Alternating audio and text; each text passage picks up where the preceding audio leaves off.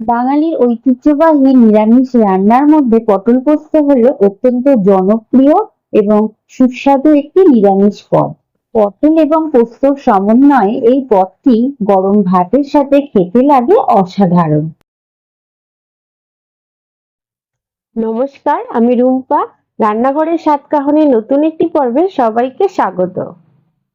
পটল পোস্ত তৈরি করার জন্য আমি এখানে কিছুটা পটল নিয়ে নিয়েছি আর প্রত্যেকটা পটলের খুব ভালোভাবে খোসা ছাড়িয়ে নিয়েছি।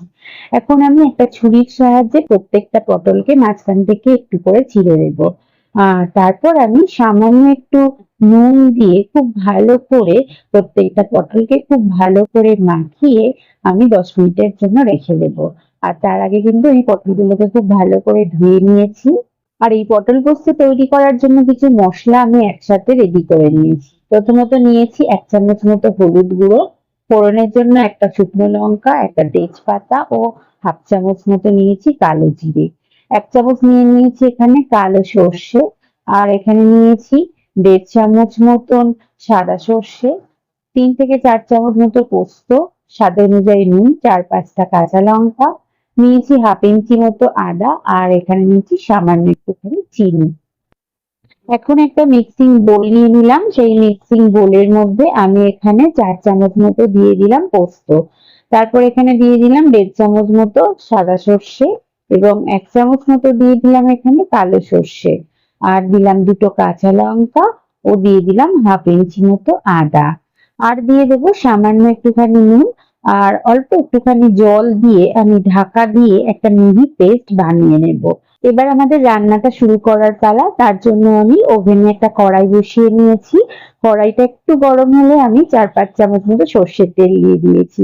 তেলটাও গরম হয়ে গেলে আমি এখানে তেলের মধ্যে পটলগুলোকে দিয়ে দেব। তারপর একটু হালকা এদিক ওদিক করে নাড়িয়ে পটলগুলোকে একটু হালকা করে ভেজে একটা পাত্রের মধ্যে পটলগুলোকে তুলে নেব। খুব বেশি করে কিন্তু পটলগুলোকে ভাজবো না।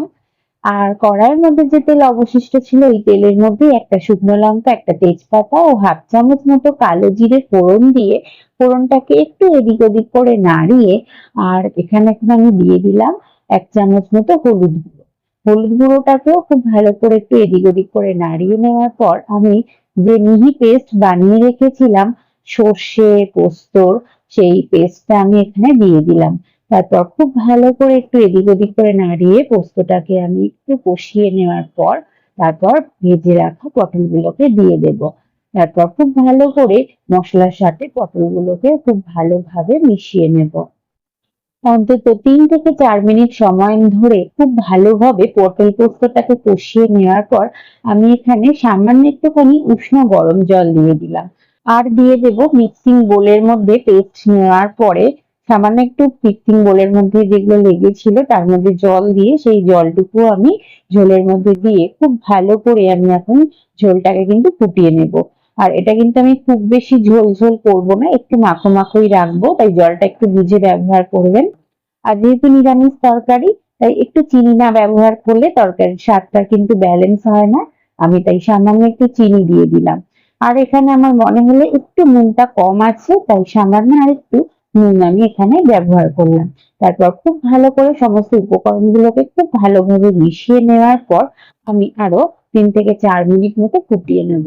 আর সবশেষে এখানে দিয়ে দিলাম 2টো কাঁচা লঙ্কা ও 1 চামচ মতো সর্ষের তেল।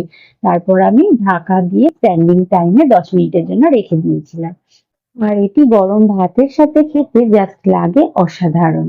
তাহলে আর দেরি কেন, খুব কম সময়ে খুব কম উপকরণ দিয়ে আমরা এই অসাধারণ রেসিপিটা তৈরি করতে পারি। তাহলে আমার আজকের রেসিপিটি কেমন লাগলো? ভালো লাগলে অবশ্যই আমাকে একটা কমেন্ট করে জানাবেন। সেই সঙ্গে লাইক শেয়ার এবং আমার চ্যানেলের নতুন বন্ধু হয়ে থাকলে সাবস্ক্রাইব করার অনুরোধ রইল এবং পাশে থাকা বেল আইকনটি প্রেস করে অল নোটিফিকেশনটি অন করে দেবেন। তাহলে আমি যখনই কোনো নতুন ভিডিও আপলোড করব তার প্রথম নোটিফিকেশনটি আপনার কাছে পৌঁছে যাবে। সবাই খুব ভালো থাকবেন, সুস্থ থাকবেন এবং কাছের মানুষকেও ভালো রাখার চেষ্টা করবেন। আবার খুব তাড়াতাড়ি ফিরে আসছি নতুন কোনো রেসিপি নিয়ে। ততক্ষণের জন্য সঙ্গে থাকুন এবং সঙ্গে রাখুন রান্নাঘরের সাতকাহন।